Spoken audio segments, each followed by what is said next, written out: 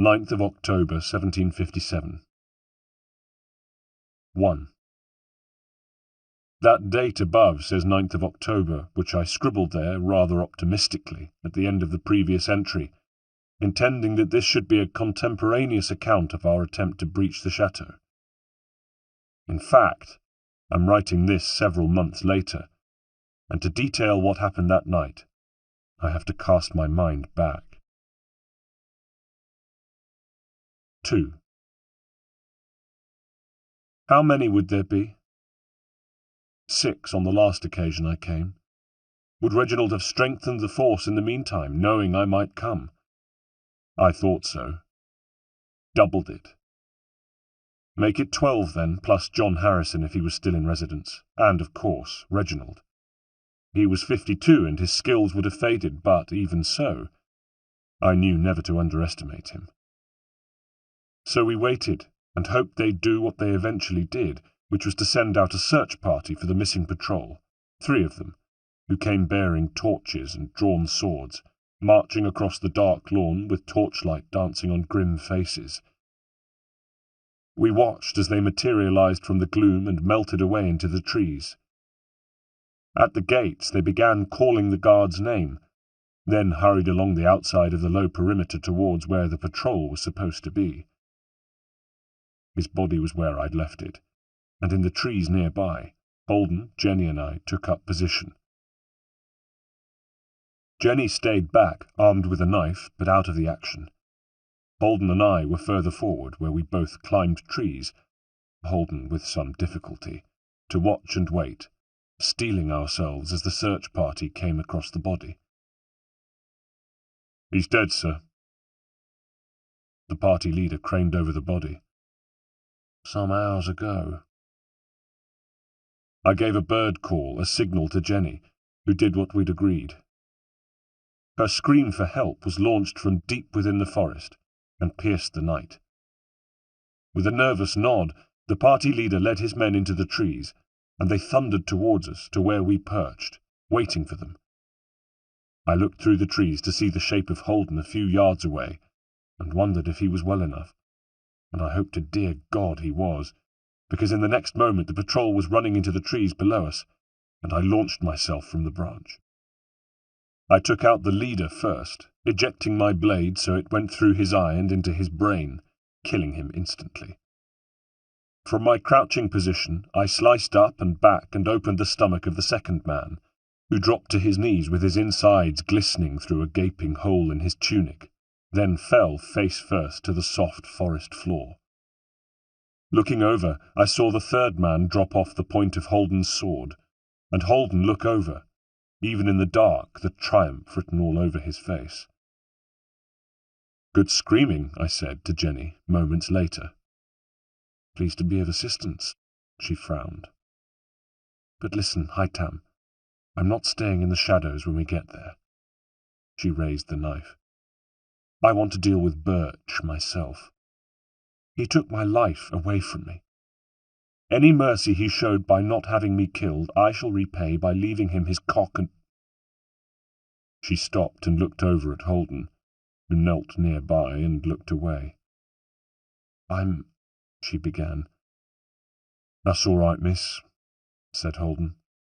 He raised his head and, with a look I'd never seen on his face before, said, "But you make sure you do take his cock and balls before you finish him. You make that bastard suffer." 3. We made our way around the perimeter back to the gate, where a lone sentry looked agitated, perhaps wondering where the search party had got to, perhaps sensing something was wrong, his soldier's instinct at work. But whatever instinct he had wasn't enough to keep him alive, and moments later we were ducking through the wicket gate and keeping low to make our way across the lawn. We stopped and knelt by a fountain, holding our breaths at the sound of 4 more men who came from the front door of the chateau, boots drumming on the paving, calling names. A search party sent to find the first search party. The chateau was on full alert now. So much for a quiet entry. At least we'd reduced their numbers by 8. On my signal, Holden and I burst from behind the cover of the fountain base and were upon them, cutting all 3 down before they even had a chance to draw their swords. We'd been seen. From the chateau there came a shout, and in the next instant was the sharp report of musket fire and balls smacking into the fountain behind us. We ran for it, towards the front door, where another guard saw us coming, and as I thundered up the short steps towards him, tried to escape through it. He was too slow. I rammed my blade through the closing door and into the side of his face, using my forward momentum to shove open the door, and burst through, rolling into the entrance hall as he fell away, with blood sluicing from his shattered jaw.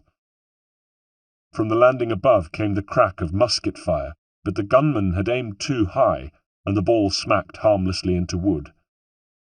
In an instant I was on my feet, and charging towards the stairway, bounding up towards the landing, where the sniper abandoned his musket with a yell of frustration, pulled his sword from its sheath, and came to meet me. There was terror in his eyes. My blood was up. I felt more animal than man, working on pure instinct, as though I had levitated from my own body and was watching myself fight. In moments I had opened the gunman and toppled him over the banister to the entrance hall below, where another guard had arrived just in time to meet Holden as he burst through the front door, with Jenny behind him. I leapt from the landing with a shout, landing softly on the body of the man I'd just thrown over, and forcing the new arrival to swing about and protect his rear. It was all the opportunity Holden needed to run him through. With a nod I turned and ran back up the stairs, in time to see a figure appear on the landing, and I ducked at the crack of gunfire as a ball slapped into the stone wall behind me. It was John Harrison, and I was upon him before he had a chance to draw his dagger, snatching a fistful of his nightshirt, and forcing him to his knees, drawing back my blade arm to strike. "Did you know?" I snarled. "Did you help take my father and corrupt my life?" He dropped his head in assent, and I plunged the blade into the back of his neck, severing the vertebrae, killing him instantly. I drew my sword. At Reginald's door, I halted, throwing a look up and down the landing, then leaned back and was about to kick it open when I realized it was already ajar. Crouching, I pushed it, and it swung inwards with a creaking sound. Reginald stood dressed at the centre of his chamber. Just like him, always such a stickler for etiquette, he had dressed to meet his killers. Suddenly there was a shadow on the wall cast by a figure hidden behind the door, and rather than wait for the trap to be sprung, I rammed the sword through the wood, heard a scream of pain from the other side, then stepped through and let the door swing closed with the body of the final guard pinned to it, staring at the sword through his chest with wide, disbelieving eyes as his feet scrabbled on the wooden floor. "Hi, Tam," said Reginald coolly. 4.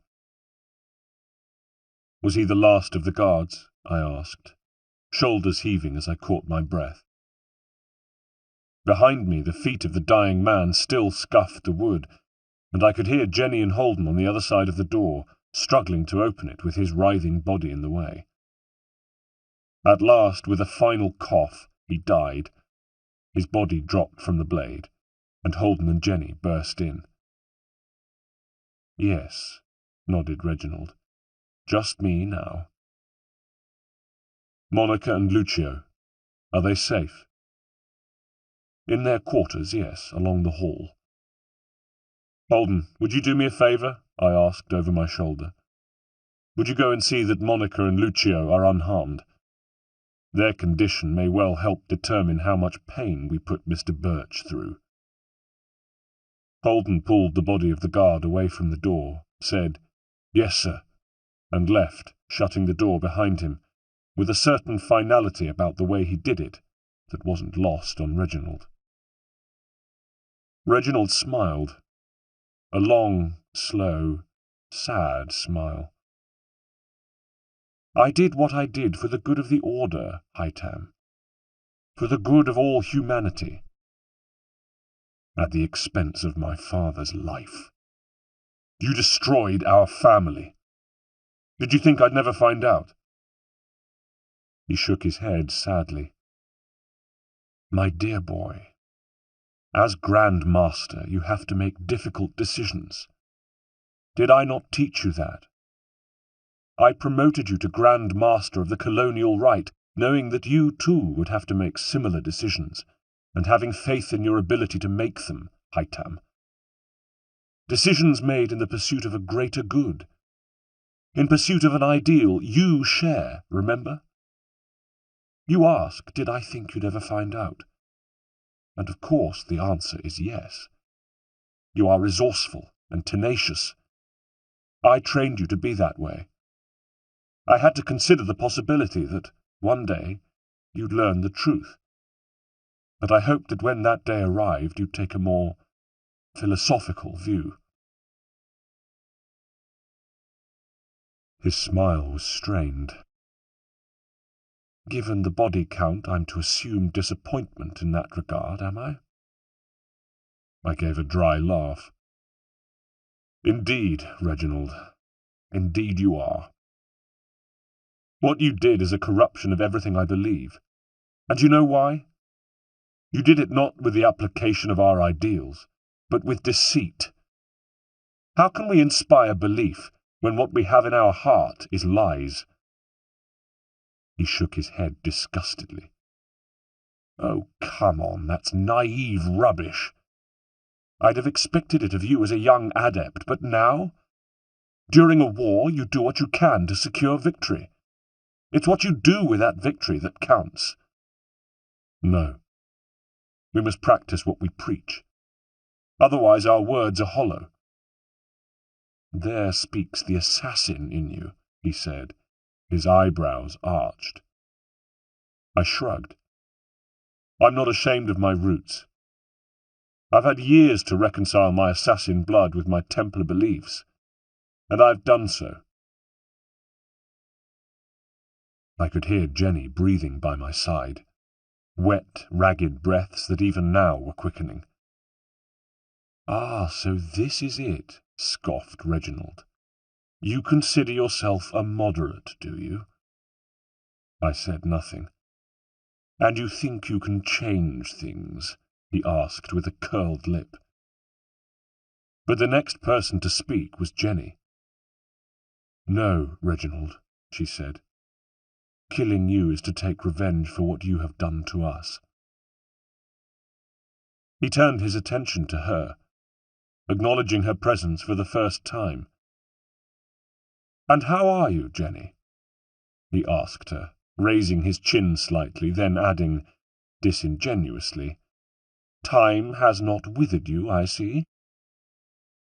She was making a low, growling sound now. From the corner of my eye I saw the hand holding the knife come forward threateningly. So did he. "And your life as a concubine," he went on, "was it a rewarding time for you? I should imagine you got to see so much of the world, so many different people, and varied cultures." He was trying to goad her, and it worked. With a howl of rage born of years of subjugation, she lunged at him as though to slash him with the knife.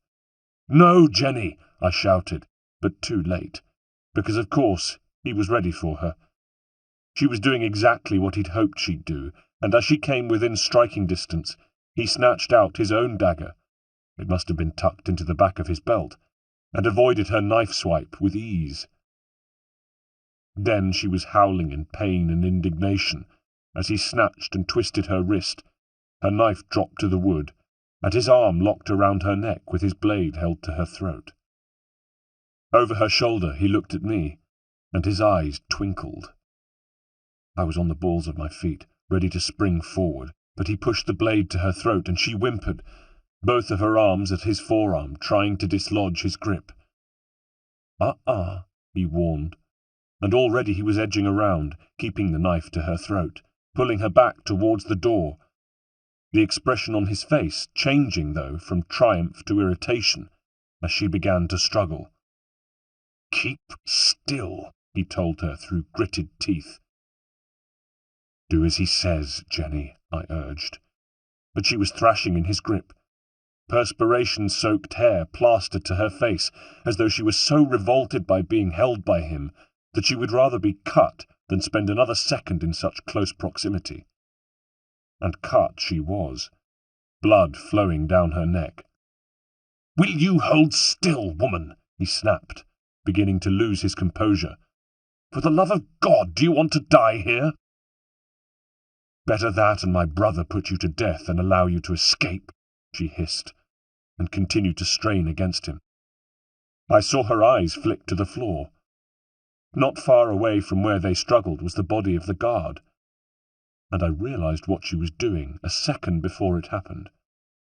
Reginald stumbled against an outstretched leg of the corpse and lost his footing. Just a little, but enough. Enough so that when Jenny, with a yell of effort, thrust backwards, he tripped over the corpse and lost his balance, thumping heavily against the door, where my sword was still stuck fast through the wood. His mouth opened in a silent shout of shock and pain. He still held Jenny, but his grip relaxed and she dropped forward, leaving Reginald pinned to the door, and looking from me to his chest, with the point of the sword protruded from it. When he pulled a pained face, there was blood on his teeth. And then, slowly, he slid from the sword, and joined the first guard on the floor, his hands at the hole in his chest, blood soaking his clothes and already beginning to pool on the floor. Turning his head slightly, he was able to look up at me. "I tried to do what was right, Hightam," he said. His eyebrows knitted together. "Surely you can understand that." I looked down upon him and I grieved, but not for him, for the childhood he'd taken from me. "No," I told him, and as the light faded in his eyes, I hoped he would take my dispassion with him to the other side. "Bastard!" screamed Jenny from behind me. She had pulled herself to her hands and knees, where she snarled like an animal. "Count yourself lucky I didn't take your balls!" But I don't think Reginald heard her. Those words would have to remain in the corporeal world. He was dead. 5. From outside there was a noise, and I stepped over the body and pulled the door open, ready to meet more guards if need be. Instead, I was greeted by the sight of Monica and Lucio passing by on the landing, both clutching bundles and being ushered towards the stairs by Holden. They had the pale, gaunt faces of the long incarcerated, and when they looked over the rail to the entrance hall beneath, the sight of the bodies made Monica gasp and clutch her hand to her mouth in shock. "I'm sorry," I said, not quite sure what I was apologizing for. For surprising them? For the bodies? For the fact that they had been held hostage for 4 years? Lucio shot me a look of pure hatred, then looked away. "We don't want your apologies, thank you, sir," replied Monica in broken English. "We thank you for setting us free at last." "If you wait for us, we'll be leaving in the morning," I said. "If that's all right with you, Holden." "Yes, sir." "I think we would rather set off as soon as we have gathered together what supplies we need to return home," replied Monica. "Please wait," I said, and could hear the fatigue in my voice. "Monica, Lucio, please wait, and we shall all travel together in the morning to ensure you have safe passage." "No, thank you, sir." They had reached the bottom of the stairs, and Monica turned her face to look up at me. "I think you have done quite enough. We know where the stables are. If we could help ourselves to supplies from the kitchen and then horses." Of course, of course. "Do you have Do you have anything to defend yourselves with, should you run into bandits?" I bounded quickly down the stairs and reached to take a sword from one of the dead guards. I handed it to Lucio, offering him the handle. "Lucio, take this," I said. "You'll need it to protect your mother as you make your way home." He grasped the sword, looked up at me, and I thought I saw a softening in his eyes. Then he plunged it into me. 27th of January, 1758. Death. There had been so much of it, and would be more to come. Years ago, when I had killed the fixer in the Black Forest, it was my mistake to stab him in the kidney and quicken his demise. When Lucio thrust his sword into me in the entrance hall of the chateau, he had quite by chance missed any of my vital organs. His blow was struck with ferocity. As with Jenny, his was an anger born of years of pent-up anger and vengeful dreams, and as I myself was a man who had spent my entire life seeking revenge, I could hardly blame him for it. But he didn't kill me, obviously, for I'm writing this. It was enough to cause me serious injury, though, and for the rest of the year I had lain in bed at the chateau. I had stood on a precipice over death's great infinity, drifting in and out of consciousness, wounded, infected and feverish, but wearily fighting on, some weak and flickering flame of spirit within me refusing to be doused. The roles were reversed, and this time it was Holden's turn to tend to me. Whenever I recovered consciousness and awoke from thrashing in sweat-soaked sheets, he would be there, smoothing out the linen, applying fresh cold flannels to my burning brow, soothing me. "It's all right, sir. It's all right. Just you relax. You're over the worst now." Was I? Was I over the worst? One day, how long into my fever I've no idea, I woke up and, gripping Holden's upper arm, pulled myself into a sitting position, staring intensely into his eyes to ask, "Lucio, Monica, where are they?" I'd had this image, an image of a furious, vengeful Holden cutting them both down. "Last thing you said before you blacked out was to spare them, sir," he said, with a look that suggested he wasn't happy about it. "So spare them's what I did. We sent them on their way with horses and supplies." Good. Good, I wheezed, and felt the dark rising to claim me again. "You can't blame—" "Cowardly is what it was," he was saying ruefully as I lost consciousness again. "No other word for it, sir. Cowardly. Now just you close your eyes, get your rest." I saw Jenny too, and even in my feverish, injured state, couldn't help but notice the change in her. It was as though she had achieved an inner peace. Once or twice I was aware of her sitting by the side of my bed, and heard her talking about life at Queen Anne's Square, how she planned to return and, as she put it, take care of business. I dreaded to think. Even half-conscious, I found it in my heart to pity the poor souls in charge of the Kenways' affairs when my sister Jenny returned to the fold. On a table by the side of my bed lay Reginald's Templar ring, but I didn't put it on, pick it up, even touch it. For now, at least, I felt neither Templar nor assassin, and wanted nothing to do with either order. And then, some 3 months after Lucio had stabbed me, I climbed out of bed. Taking a deep breath, with Holden gripping my left forearm in both of his hands, I swept my feet out from underneath the sheets, put them to the cold wooden floor, and felt my nightshirt slide down to my knees as I stood upright for the first time in what felt like a lifetime. Straight away I felt a twinge of pain from the wound at my side, and put my hand there.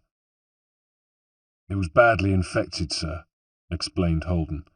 "We had to cut away some of the rotted skin." I grimaced. "Where do you want to go, sir? asked Holden after we'd walked slowly from the bed to the doorway. It made me feel like an invalid, but I was happy for the moment to be treated like one. My strength would soon return, and then I would be back to my old self? I wondered. "I think I want to look out of the window, Holden, please," I said, and he agreed, leading me over to it so that I could gaze out over the grounds where I'd spent so much of my childhood. As I stood there, I realized that for most of my adult life, when I'd thought of home, I'd pictured myself staring out of a window, either over the gardens of Queen Anne's Square or the grounds of the chateau.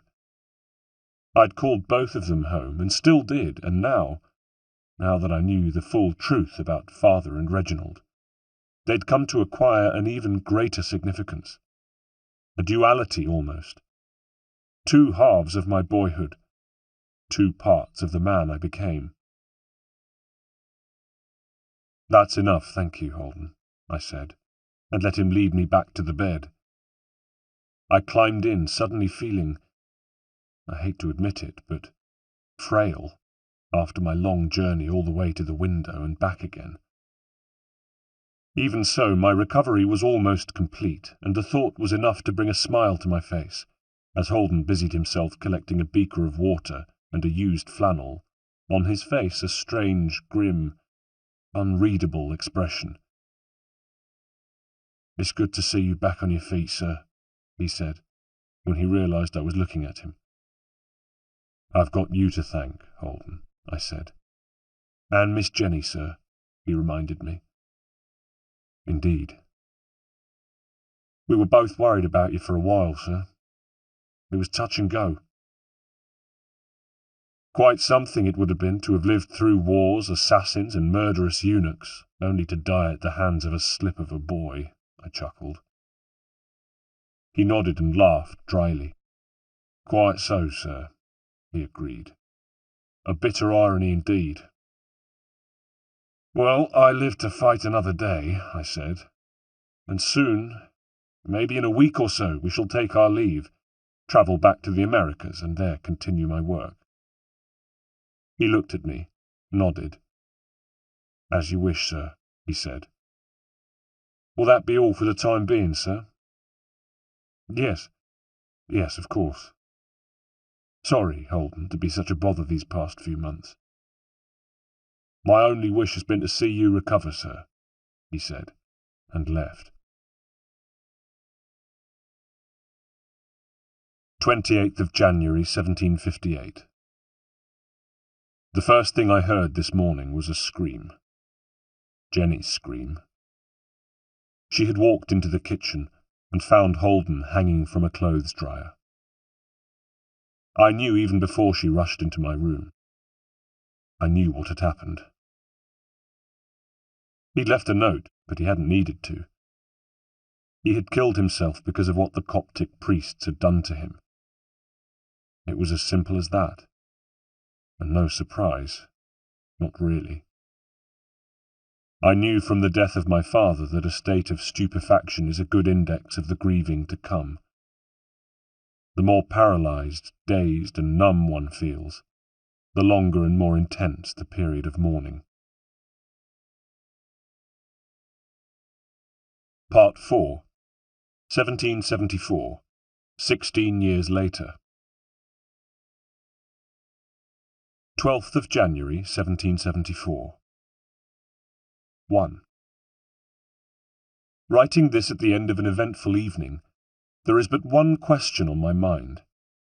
Is it possible that I have a son? The answer is I don't know for sure, but there are clues, and perhaps most persistently, a feeling. A feeling that constantly nags at me, tugging on the hem of my coat like an insistent beggar. It's not the only weight I carry, of course. There are days I feel bent double with memory, with doubt, regret, and grief. Days when it feels as if the ghosts won't leave me alone. After we buried Holden, I departed for the Americas, and Jenny returned to live in England back at Queen Anne's Square, where she has stayed in glorious spinsterhood ever since. No doubt she's been the subject of endless gossip and speculation about the years she spent away, and no doubt that suits her down to the ground. We correspond, but though I'd like to say our shared experiences had brought us together, the bald fact of the matter is they hadn't. We corresponded because we shared the Kenway name and felt we should stay in touch. Jenny no longer insulted me, so in that sense I suppose our relationship had improved, but our letters were weary and perfunctory. We were two people who had experienced enough suffering and loss to last a dozen lifetimes. What could we possibly discuss in a letter? Nothing. So nothing was what we discussed. In the meantime, I had been right. I had mourned for Holden. I never knew a greater man than him, and I never will. For him, though, the strength and character he had in abundance just wasn't enough. His manhood had been taken from him. He couldn't live with that, wasn't prepared to, and so he had waited until I was recovered, then taken his own life. I grieved for him and probably always will, and I grieved for Reginald's betrayal too, for the relationship we once had, and for the lies and treachery on which my life was based. And I grieved for the man I had been. The pain in my side had never quite gone away. Every now and then it would spasm, and despite the fact that I hadn't given my body permission to grow older, it was determined to do so anyway. Small, wiry hairs had sprouted from my ears and nose. All of a sudden I wasn't as lithe as I once was. Though my standing within the order was grander than ever, physically I was not the man I once was. On my return to the Americas, I'd found a homestead in Virginia on which to grow tobacco and wheat, and I'd ride around the estate, aware of my powers slowly waning as the years passed. Climbing on and off my horse was harder than it had been before.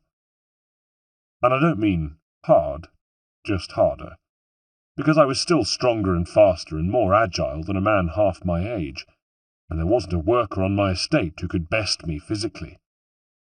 But even so, I wasn't as fast, as strong, or as nimble as I had been once. Age had not forgotten to claim me. In 73, Charles returned to the Americas too, and became a neighbour, a fellow Virginian estate owner, a mere half-day's ride away, and we had corresponded, agreeing that we needed to meet to talk Templar business and plan to further the interests of the colonial right. Mainly we discussed the developing mood of rebellion, the seeds of revolution floating on the breeze, and how best to capitalize on the mood, because our colonials were growing more and more tired of new rules being enforced by the British Parliament, the Stamp Act, the Revenue Act, the Indemnity Act, the Commissioners of Customs Act. They were being squeezed for taxes and resented the fact that there was nobody to represent their views, to register their discontent. A certain George Washington was among the discontents. That young officer who once rode with Braddock had resigned his commission and accepted land bounty for helping the British during the French and Indian War. But his sympathies had shifted in the intervening years. The bright-eyed officer whom I had admired for having a compassionate outlook, more than his commander, at least, was now one of the loudest voices in the anti-British movement. No doubt this was because the interests of His Majesty's government conflicted with his own business ambitions.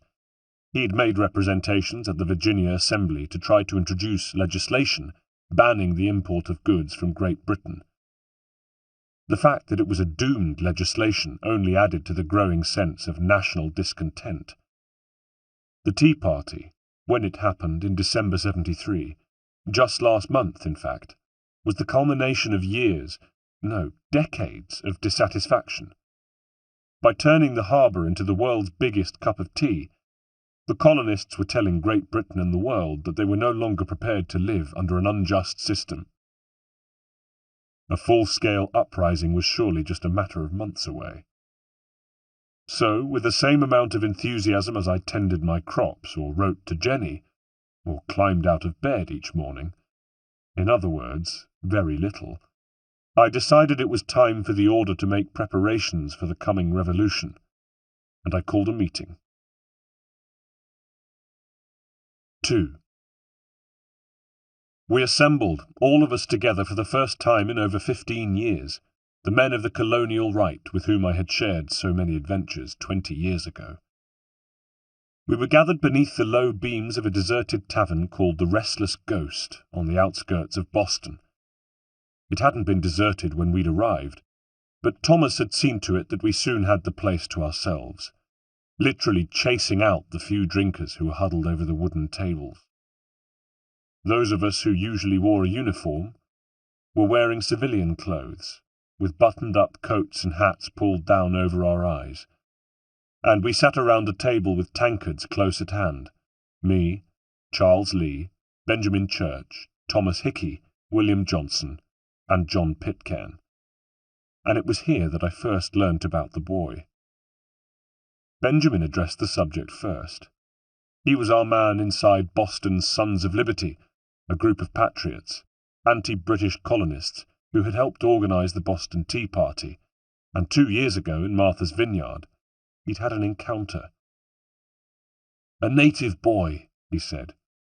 "Not someone I'd ever seen before." "Not someone you remember seeing before, Benjamin," I corrected. He pulled a face. "Not someone I remember seeing before, then," he amended. "A boy who strode up to me and, bold as brass, demanded to know where Charles was." I turned to Charles. "He's asking for you, then? Do you know who it is?" "No." But there was something shifty about the way he said it. "I'll try again, Charles. Do you have a suspicion who this boy might be?" He leaned back in his seat and looked away, across the tavern. "I don't think so," he said. "But you're not sure?" "There was a boy at—" An uncomfortable silence seemed to descend on the table. The men either reached for their tankards or hunched their shoulders, or found something to study in the fire nearby. None would meet my eye. "How about somebody tells me what's going on?" I asked. These men, not one of them was a tenth of the man Holden had been. I was sick of them, I realized, heartily sick of them, and my feelings were about to intensify. It was Charles who was the first to look across the table, hold my gaze, and tell me, "Your Mohawk woman." "What about her?" "I'm sorry, Hightam," he said. "Really, I am." "She's dead?" "Yes." Of course, I thought. So much death. "When?"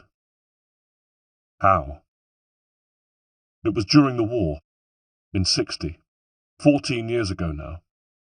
Her village was attacked and burned." I felt my mouth tighten. "It was Washington," he said quickly, glancing at me. "George Washington and his men. They burned the village and she died with it." "You were there?" He coloured. "Yes, we'd hoped to speak to the village elders about the precursor site. There was nothing I could do, though, Hightam, I can assure you. Washington and his men galumphing all over the place. There was a bloodlust on them that day." "And there was a boy?" I asked him. His eyes flicked away. "Yes, there was a boy.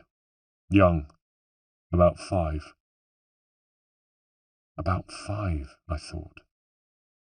I had a vision of Zio, of the face I'd once loved, when I was capable of doing such a thing, and felt a dull backwash of grief for her, and loathing for Washington, who had obviously learned a thing or two from serving with General Braddock.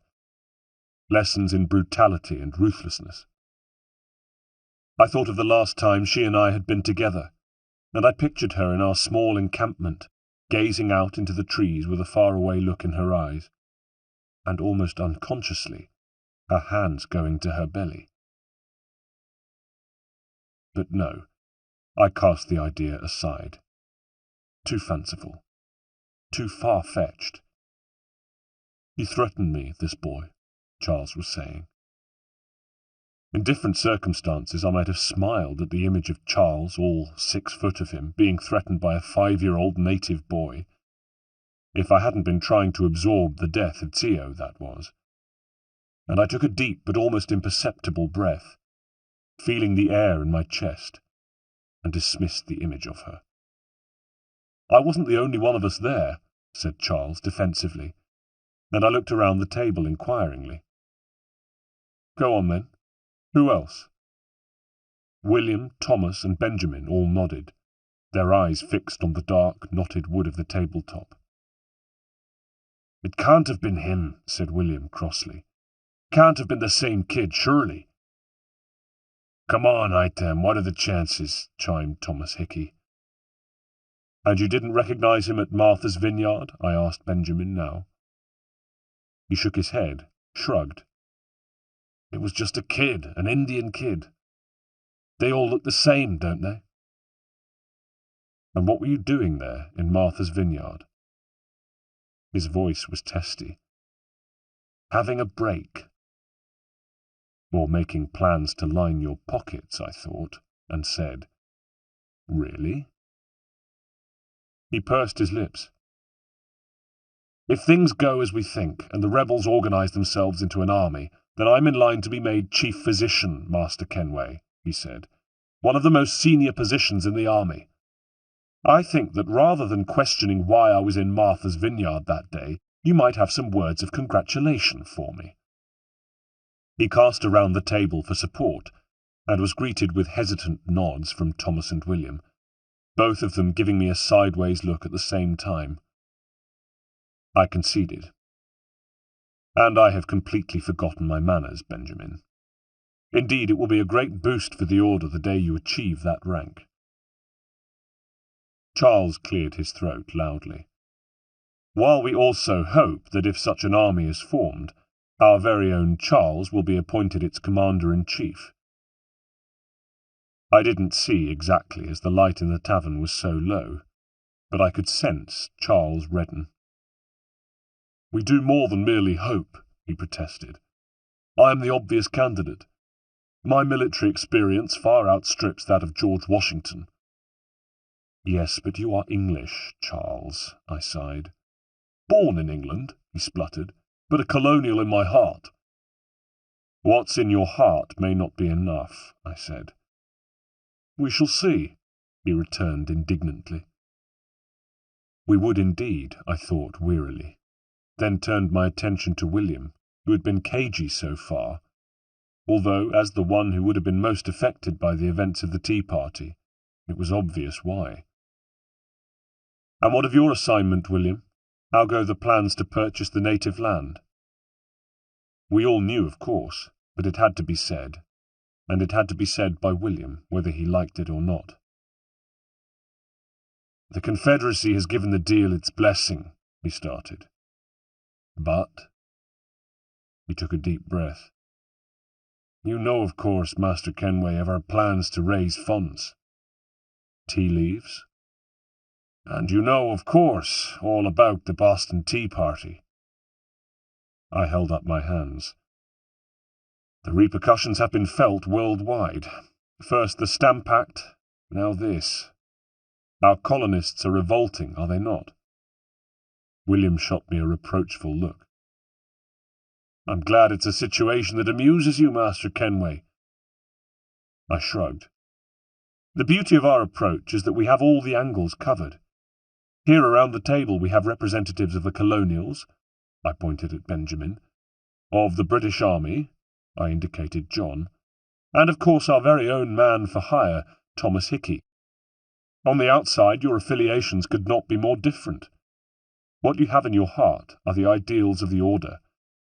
So you'll have to excuse me, William, if I remain in good humour despite your setback. It's only because I believe that it is just a setback, a minor one at that. Well, I hope you're right, Master Kenway, because the fact of the matter is that avenue of fundraising is now closed to us. Because of the rebels' actions. Exactly. And there's another thing." "What?" I asked, sensing all eyes on me. "The boy was there. He was one of the ringleaders. He threw crates of tea into the harbour. We all saw him. Me, John, Charles." "The same boy?" "Almost certainly," said William. "His necklace was exactly as Benjamin described it." "Necklace?" I said. "What sort of necklace?" And I kept my face impassive, tried not to swallow even, as Benjamin went on to describe Theo's necklace. It didn't mean anything, I told myself, when they'd finished. Theo was dead, so of course the necklace would have been passed on, if it was even the same one. "There's something else, isn't there?" I sighed, looking at their faces. As one, they nodded, but it was Charles who spoke. "When Benjamin encountered him at Martha's Vineyard, he was a normal-looking kid. During the tea party, he wasn't a normal-looking kid anymore. He wore the robes, Hightam," said Charles. "The robes?" "Of an assassin." 27th of June, 1776. 2 years later. 1. It was this time last year that I was proved right and Charles wrong, when George Washington was indeed appointed the Commander-in-Chief of the newly formed Continental Army, and Charles made Major General. And while I was far from pleased to hear the news, Charles was incandescent, and hadn't stopped fuming since. He was fond of saying that George Washington wasn't fit to command a sergeant's guard, which of course, as is often the case, was neither true nor an outright falsehood. While on the one hand Washington displayed elements of naivety in his leadership, on the other he had secured some notable victories, most importantly the liberation of Boston in March. He also had the confidence and trust of his people. There was no doubt about it. He had some good qualities. But he wasn't a Templar, and we wanted the revolution led by one of our own. Not only did we plan to be in control of the winning side, but we thought we had more chance of winning with Charles in charge. And so we hatched a plot to kill Washington. As simple as that. A plot that would be proceeding nicely but for one thing. This young assassin. This assassin, who may or may not be my son, who continued to be a thorn in our side. 2. First was William. Dead. Killed last year, shortly before the Revolutionary War began. After the Tea Party, William began to broker a deal to buy Indian land. There was much resistance, however, not least among the Iroquois Confederation, who met with William at his home estate. The negotiations had begun well, by all accounts, but as is the way of things, something was said, and things took a turn for the worse. "Brothers, please," William had pleaded, "I am confident we will find a solution." But the Iroquois were not listening. The land was theirs, they argued. They closed their ears to the logic offered by William, which was that if the land passed into Templar hands, then we could keep it from the clutches of whichever force emerged victorious from the forthcoming conflict. Dissent bubbled through the members of the Native Confederation. Doubt lurked among them. Some argued that they could never contend with the might of the British or colonial armies themselves. Others felt that entering into a deal with William offered no better solution. They had forgotten how the Templars freed their people from Silas's slavery 2 decades before. Instead, they remembered the expeditions William had organized into the forest to try to locate the precursor site, the excavations at the chamber we had found. Those outrages were fresh in their minds, impossible to overlook. "Peace, peace," argued William. "Have I not always been an advocate? Have I not always sought to protect you from harm?" "If you wish to protect us, then give us arms. Muskets and horses that we might defend ourselves," argued a Confederation member in response. War is not the answer, pressed William. We remember you moved the borders. Even today your men dig up the land, showing no regard for those who live upon it. Your words are honeyed but false. We are not here to negotiate, nor to sell. We are here to tell you and yours to leave these lands. Regrettably, William resorted to force to make his point, and a native was shot, with the threat of more deaths to come unless the Confederation signed the contract. The men said no, to their credit. They refused to be bowed by William's show of force.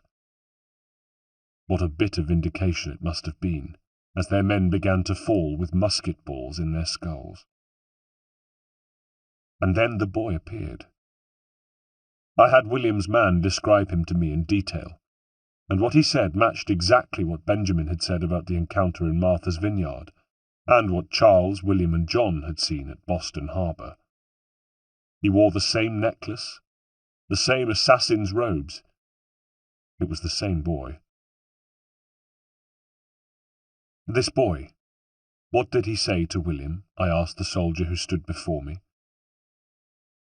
He said he planned to ensure an end to Master Johnson's schemes, stop him claiming these lands for the Templars. Did William respond? Indeed he did, sir. He told his killer that the Templars had tried to claim the land in order to protect the Indians. He told the boy that neither King George nor the colonists cared enough to protect the interests of the Iroquois. I rolled my eyes. Not an especially convincing argument, given that he was in the process of slaughtering the natives when the boy struck. The soldier bowed his head. Possibly not, sir. 3. If I was a little too philosophical when it came to William's death, well, there were extenuating factors. William, though diligent in his work and dedicated, was never the most good-humoured of people, and by meeting a situation that called for diplomacy with force, he'd made a pig's ear of the negotiations.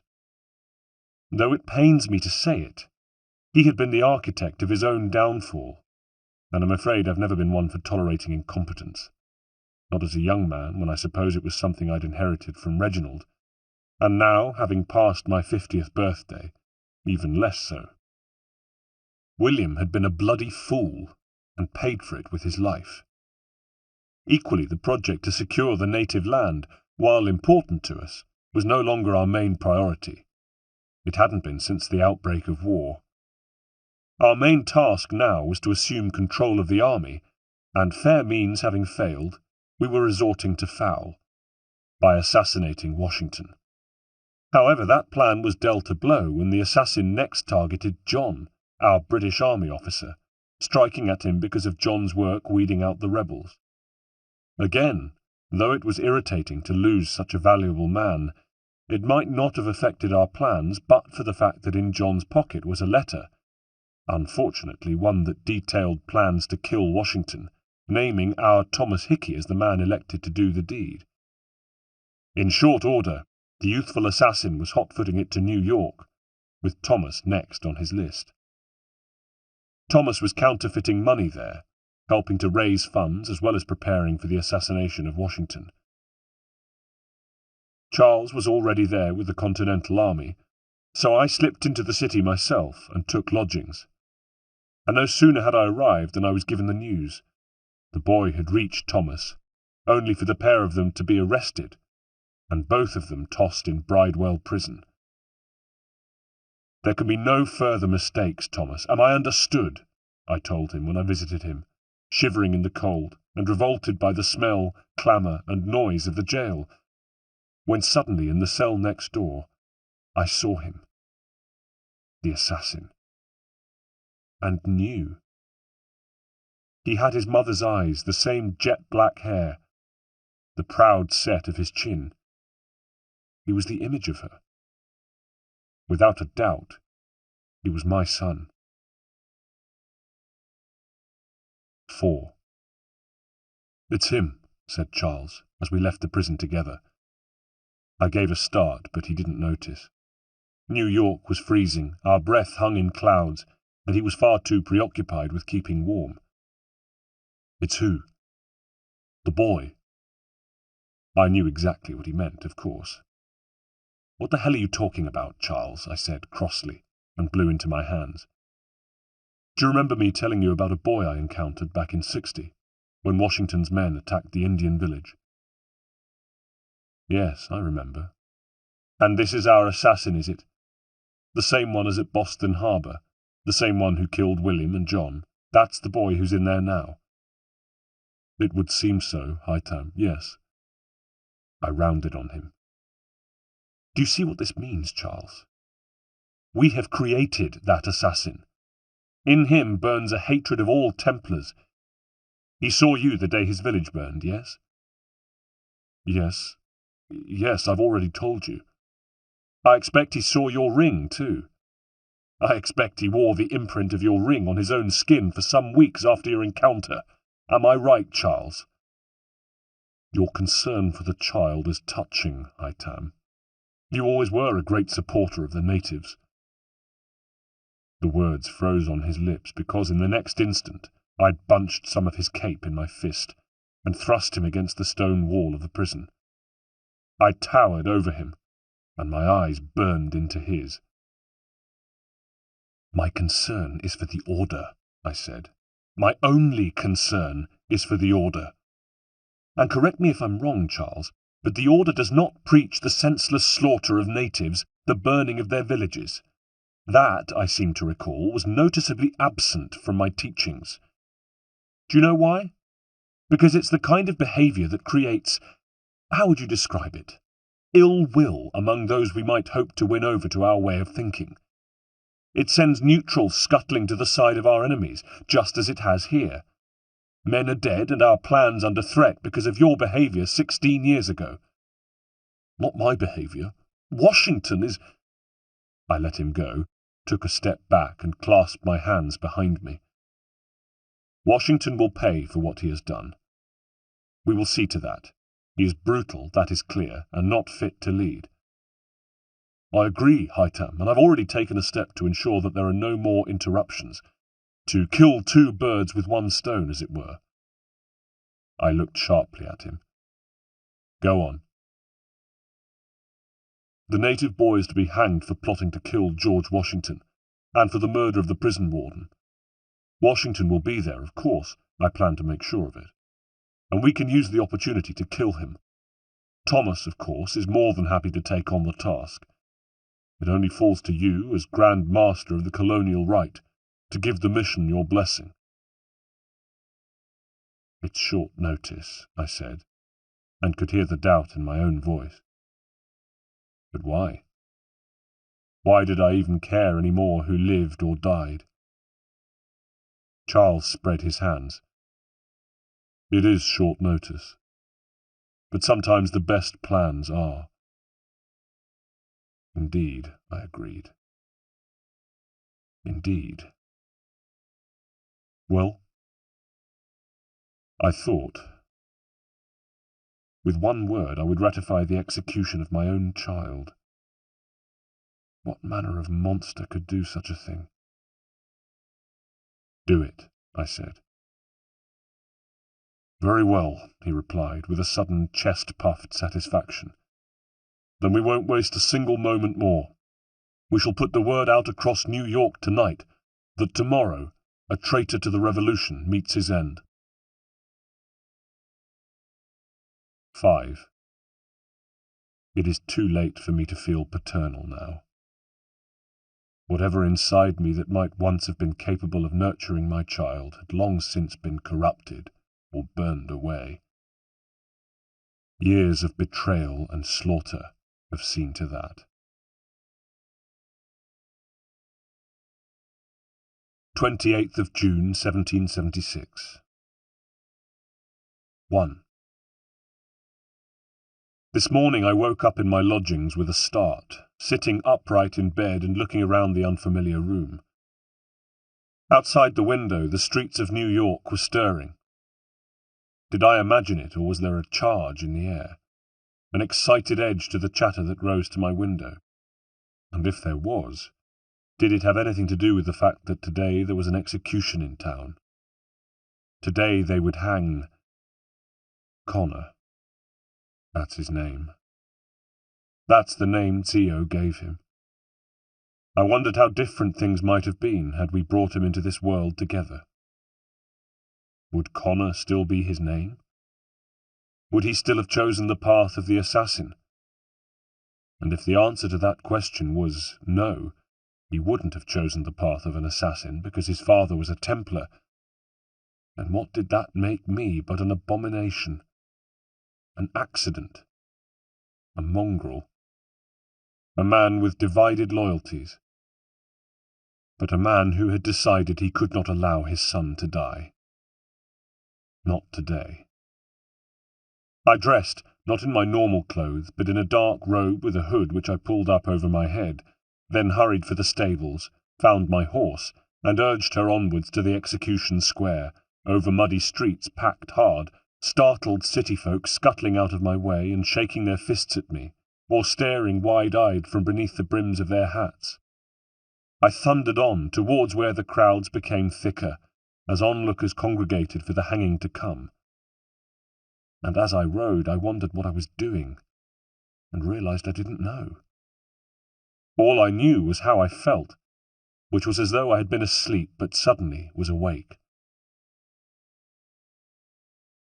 2. There, on a platform, the gallows awaited its next victim, while a decent-sized crowd was anticipating the day's entertainment.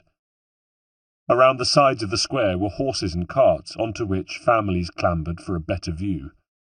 Craven-looking men, short women with pinched, worried faces, and grubby children. Sightseers sat in the square, while others milled around. Women in groups who stood and gossiped, men swigging ale or wine from leather flasks. All of them here to see my son executed.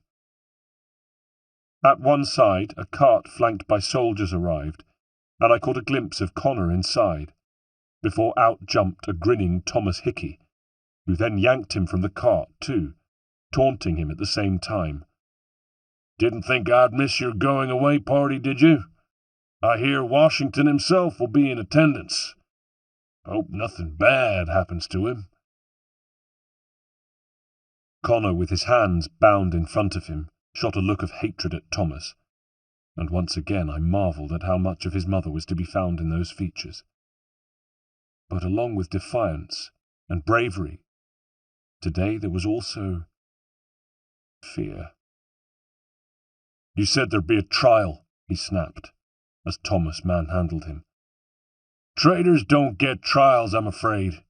Lee and Hightam sorted that out. It's straight to the gallows for you." I went cold. Connor was about to go to his death, thinking I had signed his death warrant. "I will not die today," said Connor, proud. "The same cannot be said for you." But he was saying it over his shoulder, as the guards who had helped escort the cart into the square used pike-staffs to jab him towards the gallows. The noise swelled as the parting crowd reached to try to grab him, punch him, knock him to the ground. I saw a man with hate in his eyes about to throw a punch, and was close enough to snatch the punch as it was thrown, twist the man's arm painfully up his back, then throw him to the ground. With blazing eyes he looked up at me, but the sight of me glaring at him from within my hood stopped him, and he picked himself up and in the next moment was swept away by the seething, unruly crowd. Meanwhile, Connor had been shoved further along the gauntlet of vengeful abuse, and I was too far away to stop another man who suddenly lunged forward and grabbed him, but near enough to see the man's face beneath his hood, near enough to read his lips. "You are not alone. Only give a cry when you need it." It was Achilles. He was here to save Connor, who was replying, "Forget about me. You need to stop Hickey. He's—" But then he was dragged away, and I finished the sentence in my head. Planning to kill George Washington. Talk of the devil. The commander-in-chief had arrived with a small guard. As Connor was pulled onto the platform, and an executioner fastened a noose around his neck, the crowd's attention went to the opposite end of the square, where Washington was being led to a raised platform at the back, which even now was being frantically cleared of crowds by the guards. Charles, as Major General, was with him too, and it gave me an opportunity to compare the two. Charles, a good deal taller than Washington, though with a certain aloofness compared to Washington's easy charm. Looking at them together, I saw at once why the Continental Congress had chosen Washington over him. Charles looked so British.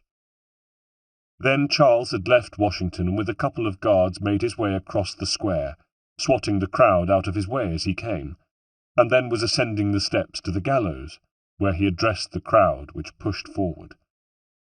I found myself pressed between bodies, smelling ale and sweat, using my elbows to try and find space within the herd. "Brothers, sisters, fellow patriots," began Charles, and an impatient hush descended over the crowd. "Several days ago we learnt of a scheme so vile, so dastardly that even repeating it now disturbs my being. The man before you plotted to murder our much-beloved general." The crowd gasped. "Indeed," roared Charles, warming to his theme. "What darkness or madness moved him, none can say. And he himself offers no defence, shows no remorse.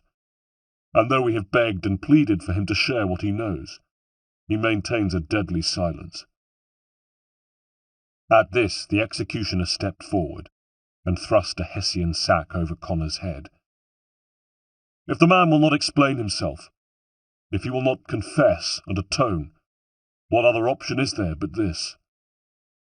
He sought to send us into the arms of the enemy. Thus we are compelled by justice to send him from this world. May God have mercy on his soul." And now he was finished, and I looked around trying to spot more of Achilles' men. If it was a rescue mission, then now was the time, surely. But where were they? What the hell were they planning?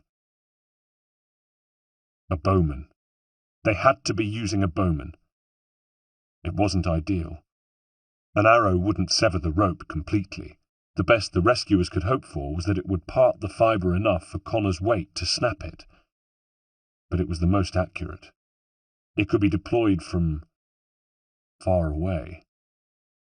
I swung about to check the buildings behind me. Sure enough, at the spot I would have chosen was a bowman standing at a tall casement window. As I watched, he drew back the bowstring and squinted along the line of the arrow. Then, just as the trapdoor snapped open and Connor's body dropped, he fired. The arrow streaked above us, though I was the only one aware of it, and I whipped my gaze over to the platform in time to see it slice the rope and weaken it, of course, but not enough to cut it. I risked being seen and discovered, but I did what I did anyway, on impulse, on instinct. I snatched my dagger from within my robes, and I threw it, watched as it sailed through the air, and thanked God as it sliced into the rope and finished the job. As Connor's writhing and, thank God, still very much alive body dropped through the trapdoor, a gasp went up around me. For a moment I found myself with about an arm's width of space all around as the crowd recoiled from me in shock. At the same time I caught sight of Achilles ducking down into the gallows pit, where Connor's body had fallen. Then I was fighting to escape, as the shocked lull was replaced by a vengeful roar. Kicks and punches were aimed my way, and guards began shouldering their way through the throng towards me. I engaged the blade, and cut one or two of the sightseers, enough to draw blood and give other attackers pause for thought. More timid now, they at last made space around me. I dashed out of the square and back to my horse, the catcalls of the angry crowd ringing in my ears. 3. "He got to Thomas before he could reach Washington," said Charles despondently later, as we sat in the shadows of the Restless Ghost Tavern to talk about the events of the day. He was agitated, and constantly looking over his shoulder. He looked like I felt, and I almost envied him the freedom to express his feelings. Me? I had to keep my turmoil hidden. And what turmoil it was. I'd saved the life of my son, but effectively sabotaged the work of my own order, an operation that I myself had decreed. I was a traitor. I had betrayed my people. What happened? I asked. Connor had reached Thomas, and before he killed him, was demanding answers. Why had William tried to buy his people's land? Why were we trying to murder Washington? I nodded, took a sip of my ale. What was Thomas's reply? He said that what Connor sought he'd never find. Charles looked at me, his eyes wide and weary. What now, Hightam? What now?